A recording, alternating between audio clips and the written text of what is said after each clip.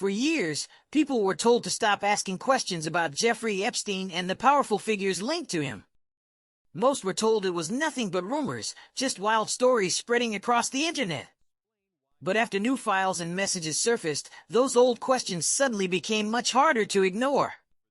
Now, some very unexpected names, including Ellen, are rumored to have been connected to disturbing activities involving the disgraced financier. Investigators who examined Epstein's records say his inner circle was extremely tight-knit. They reportedly used strange code words, unusual phrases, and behavior that didn't make much sense at first glance. Terms like pizza, pasta, and especially jerky kept appearing in emails. Not in a normal food-related way, but in contexts that seemed unusual. Even lawmakers who reviewed the unedited files admitted the language inside them was unsettling and difficult to understand. There was also a lot of language that appears to be coded regarding food. I wanted to let you know the crew really appreciated the pizza. Another email read, "This is better than a Chinese cookie. See attached. Let's go for pizza and grape soda again." This one talks about, yeah, that's the pizza. You mean radiating a soft glow with a look of bliss and excitement. There's one more, I think, in this list as well. "Sorry, I have no stomach for even the slightest aggro. I don't have the stomach for it for any drama, imaginary or real. I'm still fragile off the last one and scared of shadows." This is in response to some videos that were shared where Jeffrey Epstein himself says, "I watched all of these videos, don't send any more." And then Ghislaine is like, "I can't stomach any of this." What the fuck did you send that Jeffrey Epstein was like, "No more"? One of the lawmakers, Anna Paulina Luna, confirmed that several of the emails contained coded language and descriptions that appeared to involve minors. She stated publicly that the wording used in those messages didn't feel normal at all. According to her, certain terms were used in ways that clearly didn't match their usual meaning, and the word jerky, in particular, didn't seem related to food when read within the full context. Later, a forensic specialist reviewing the communications suggested that these unusual phrases were likely euphemisms pointing to something far more disturbing. I'll give you another example here. Epstein sends a message to someone. She looks pregnant, reacting to a photo. And the client replies back to Epstein, "You mean radiating a soft glow with the look of bliss and excitement? Yeah, that's the pizza." I cannot be clearer than this, that this is a code word. It makes no sense in that context whatsoever. And this, on top of the example I gave you earlier, when his virologist gave him the medicine for having an erection, erectile dysfunction, I assume, or it could be even Viagra, and then told him to wash his hands, go have pizza and grape soda. That's been mentioned time and time again. You know, having adult men, successful men that are very health-oriented, constantly talk about pizza with grape soda, which I've never heard before. Yeah, I've never heard of pizza and grape soda before this. I don't know if that specific combination was part of the whole Pizzagate thing, but it's definitely mentioned a lot because I saw that phrase, so I looked it up and was like, is this actually like in there multiple times? And it most definitely is. There's another one here. Have you seen the beef jerky mentions as well? There's an email here from Jeffrey Epstein. Someone else says, Francis has time to come tomorrow to show me how to make it. Jerky, anyone?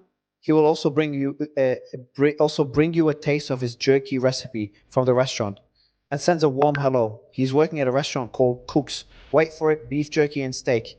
He has time at 3 p.m. There's other emails of him talking about beef jerky. Another one here, Jeffrey Epstein sending it to Steve Hansen, saying, "Hope you're feeling better. Did we analyze the beef? Did we analyze the jerky?" Now there's talks about jerky, referencing human meat. It could be for scientific research. It could be something else that's even sicker. But there's more emails here talking about beef jerky. Have you had time to go through those? There's one here. Thank you so much. Super cool. IT guy setting up Surface right now. We are ridiculously excited, and beef jerky delicious. Thank you, Thanksgiving. So yeah. It is very. Now I've got all those emails saved. I'd actually had somebody send me all of those to say, "Hey, would you check this out?" So I have them. I have not read through all of them, but there's no shortage of terms that are phrased in a peculiar way. Muffin is another one. I've seen that a couple of times. I talked about when he says "whoops." That seems to be in very. Sometimes he says that in very odd terms that seem like they're referring to somebody dying or getting. So there definitely seem to be code words. Email after email mentioned jerky being kept in freezers, packed into insulated bags, rushed for delivery, and shared among close associates of Jeffrey Epstein. On the surface, the messages sounded casual, almost friendly. But the specific details began raising serious concerns. As more discussions surfaced, some well-known names started being mentioned, including Ellen DeGeneres. For years, she was recognized as the cheerful and welcoming face of daytime television, friendly, safe, and funny. However, some insiders and whistleblowers have claimed her name appeared closer to Epstein's social circle than many people ever expected. Online rumors even spread widely suggesting unusual and extreme accusations about her, with many internet users speculating about possible connections to Epstein. Some claim she helped introduce people, ease social connections, and maintain discretion within elite circles. None of these claims have ever been proven in court, but the allegations alone surprised many who had watched her for years on television. Because of this, people began revisiting older warnings from figures in the entertainment industry. One example often mentioned is Justin Bieber, who once spoke about feeling scared, uncomfortable, and unprotected while growing up in the spotlight.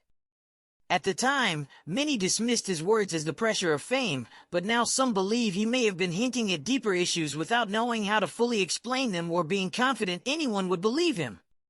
It's fun. Yeah.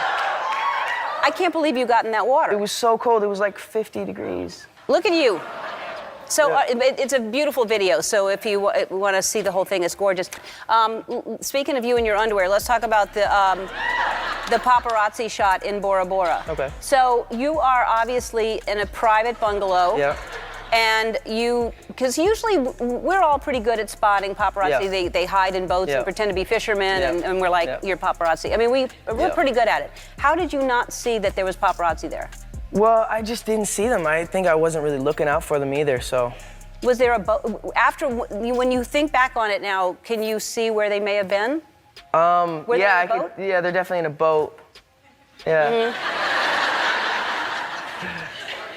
And how quickly after that was shot did you realize that happened? Did that go on wire right away? Yeah, it was pretty much like a couple days. It was like a couple days later, Scooter hit me. He was like, yo, I hate to tell you this, but your penis is on the internet. I was like, what? How does it? And so then the first thing I saw was like the censored one, and it had like the black thing over it, and I'm like, oh my goodness. Like, I don't know what this is gonna look like. And then it wasn't as like bad as I thought it was gonna be. Yeah. It wasn't like terrible.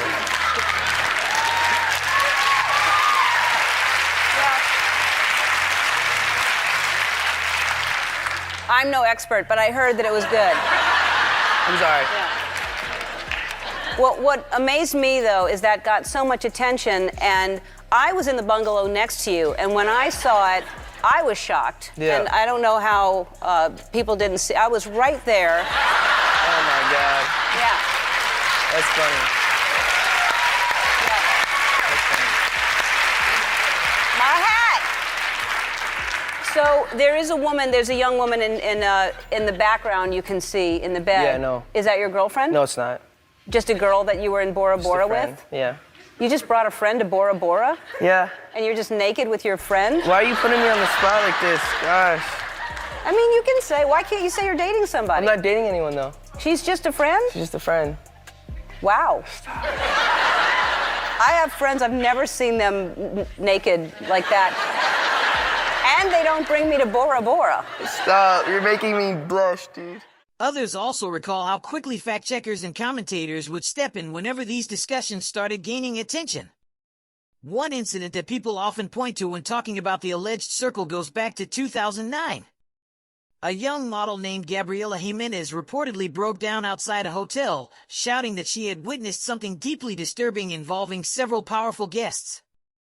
Her emotional outburst drew attention at the time, but the situation quickly faded from the public conversation.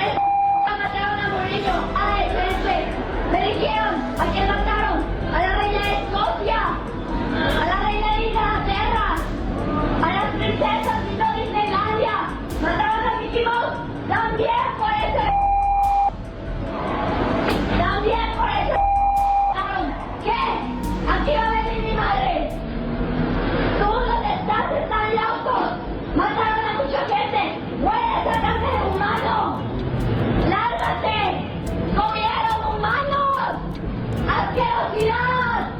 ¡Comieron humanos! Yo no estaba enterada de nada. Que había, o sea, los asesinatos sí, pero que habían comido humanos. ¡Humanos! Fuera la carne humana. Me llevan. A mí no me llevan hasta que eso nos aclare. A mí no me llevan. Ustedes que estuvieron ahí fueron a sacar una copia para que me intentaran. ¡No! ¡Suéltame! ¡Suéltame! ¡Suéltame!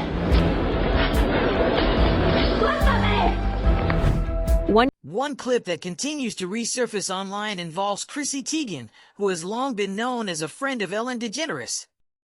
In the interview, Chrissy made a surprising remark, saying she would be open to eating human flesh if the person had given permission.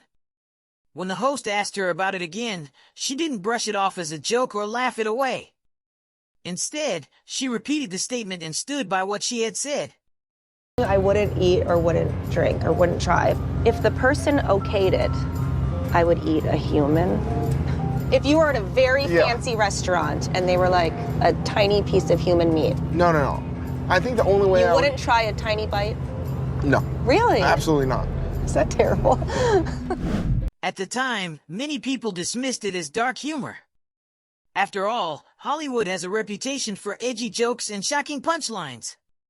But once the revelations surrounding Jeffrey Epstein began surfacing, some viewers started questioning why anyone would even joke about something like that. Online commentators also noted that Chrissy Teigen had often appeared at high-profile celebrity events, including gatherings linked to Sean Diddy Combs and various political figures.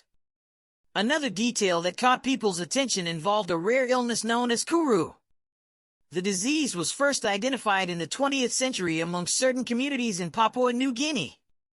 Researchers discovered that it is caused by prion, damaged proteins that gradually attack the brain.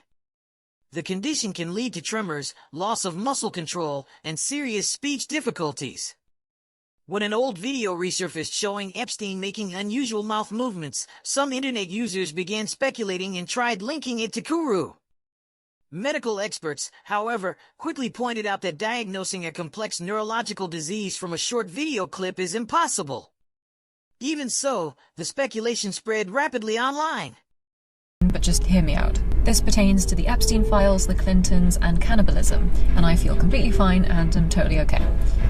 Alright, let's do this. How do we know if someone is a cannibal? Well, they could have the Kuru disease, which is a fatal neurodegenerative disease that spreads through eating brain tissue. It has a long incubation period, 10 to 30 years. Early symptoms are headaches, coordination issues, anxiety, and inappropriate laughter. Middle stage, severe tremors and shaking.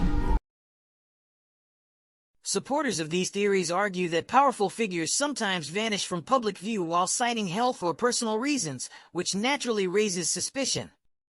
They point out that while the crimes connected to Jeffrey Epstein were proven in court, the internet is since filled with a mix of verified facts, viral clips, and extreme speculation. In the middle of all this attention are well-known faces from Hollywood and politics. In August 2025, new claims appeared 5 years after the workplace controversy that ended the Ellen DeGeneres show hosted by Ellen DeGeneres. A former cameraman told the Daily Mail that the environment behind the scenes often felt tense and uncomfortable. According to him, Ellen allegedly treated male staff members poorly, claiming the production went through numerous male employees and even had 9 different stage managers in a single season. He said staff sometimes joked about what they called the Ellen gaze, describing moments when she appeared visibly upset. He also noted that Ellen's wife, Portia de Rossi, was generally kind and friendly to the crew. However, he claimed that if a male employee seemed too comfortable chatting with Portia, it could reportedly upset Ellen, leading some staff to avoid sitting near her during events to prevent awkward situations. Around late 2024, reports circulated that Ellen and Portia had quietly left the United States after Donald Trump won the presidential election. Some media outlets framed the move as political, but not everyone accepted that explanation. After the news spread online, Elon Musk reacted to a post suggesting the move might not be about politics at all. The post hinted at another possible reason: Ellen's past social connections with Sean Diddy Combs, whose parties and legal troubles have recently drawn renewed public attention. It was widely known that she had attended some of his high-profile gatherings. I know I'm about to sound completely insane, but just hear me out. This pertains to the Epstein files, the Clintons, and cannibalism, and I feel completely fine and am totally okay. Alright, let's do this. How do we know if someone is a cannibal? Well, they could have the Kuru disease, which is a fatal neurodegenerative disease that spreads through eating brain tissue. It has a long incubation period, 10 to 30 years. Early symptoms are headaches, coordination issues, anxiety, and inappropriate laughter. Middle stage, severe tremors and shaking, loss of balance, and slurred speech. Late stage, inability to walk, dementia, and the forever sleep. Do you know of any elites rumored to have consumed human flesh? But I'm not accusing anyone of anything, this is just a fun little joke video. With truth in the mix, in Papua New Guinea they call human long pig. We just love to have fun here. No, the Kuru disease has nothing to do with the Epstein files or anyone in them. Definitely not the Clintons. And I feel fantastic, so yeah. Have a good day. Okay, thanks. By 2020, the pressure surrounding Ellen DeGeneres was no longer limited to online rumors. Concerns were now coming from inside her own workplace. That summer, 36 former employees from the Ellen DeGeneres show spoke with reporters and described what they believed was a toxic work environment. Their allegations were serious, including claims of harassment, inappropriate conduct, and misconduct involving 3 executive producers. The story quickly gained national attention after BuzzFeed News released a detailed investigative report. Not long after that, NPR obtained a memo that Ellen had sent to her staff. In the message, she acknowledged the situation and offered an apology. Tell me about your birthday party. Am I invited? Yes. Yes, you're definitely invited. I invite you to all my parties. You just haven't seemed to show up. No, well, is it on the East Coast? Yes. Well, that's why. Why don't you have one here on the West Coast? Because I work all the time. Okay, well, maybe I have one at your house. Where's that? Now, what time would your party start, let's say? Like 9:30. Really? That early? Yeah. I could make that. Yeah. But I could think of you of starting a party at like midnight. Like, what time will it go till? That's a different type of party, though. Uh-huh. No, it'll go from like 9:30 to like maybe 3 o'clock, 3 o'clock. And then, we have the top 2 floors of the hotel. Mm-hmm. And then it will carry on there? Yeah. Mm-hmm. Then no, I mean the after party. Mm-hmm. No, I know about them. I'll listen to the music. According to several staff members, the deeper problem wasn't just individual incidents but the overall workplace culture. Some employees said there was no safe or confidential system to report complaints, and a few claimed senior staff quietly discouraged them from speaking up. Eventually, Warner Brothers, the studio behind the Ellen DeGeneres show, launched an internal investigation. Following the review, certain executive producers were removed and public statements were issued.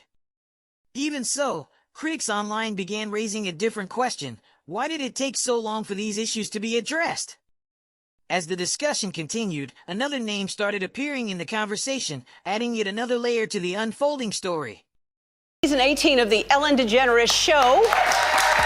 A new chapter. That's what Ellen promised today as she returned to her studio and spoke out for the first time about the controversy swirling around her. This summer, there were allegations of a toxic work environment at our show. And then there was an investigation. I learned that things happened here that never should have happened. She apologized and promised to do better. The truth is, I am that person that you see on TV. I am also a lot of other things. Sometimes I get sad, I get mad, I get anxious, I get frustrated, I get impatient, and I am working on all of that. I am a work in progress. And if I've ever let someone down, if I've ever hurt their feelings, I am so sorry for that. But one former... And the list of celebrity critics speaking out about Ellen DeGeneres continued to grow. In June 2025, comedian Margaret Cho shared her experience during a podcast interview, saying that Ellen often came across as a mean girl behind the scenes. Cho explained that they had known each other for years from their early stand-up comedy days. However, when she later appeared on the Ellen DeGeneres show, she felt as if Ellen treated her like a complete stranger. Me, liar, hypocrite. That's my reaction. She's known about this for 17 years. She's created this culture. I was there from day one. We were all petrified of her. She was not nice. Ellen was like really weird and not nice to me for most of my career. And like, because I opened for her in the 1980s. Oh, you did? When she was a headliner in comedy clubs and not way before her big fame. And so then when I would do her talk show in the 2000s, she acted like we just met. And I'm like, what? One of those types. I'm like, what? Like, that's weird. Like, Right. it's like, we go way back. What?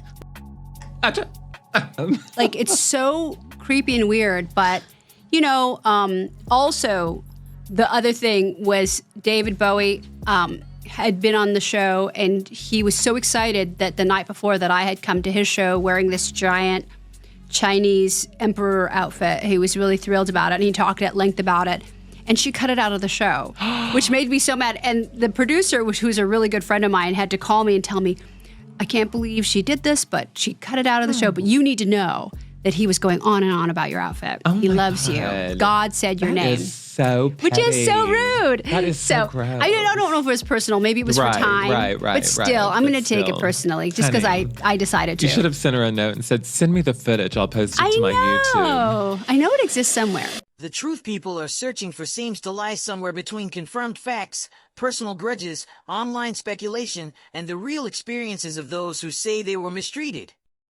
Stories connected to Jeffrey Epstein and the controversy around Ellen DeGeneres have created a complicated mix of evidence, rumors, and personal accounts. Separating what's proven from what's simply speculation isn't always easy. In the end, the real picture may be far more complex than it first appears. What do you think the truth might be? Share your thoughts in the comments below.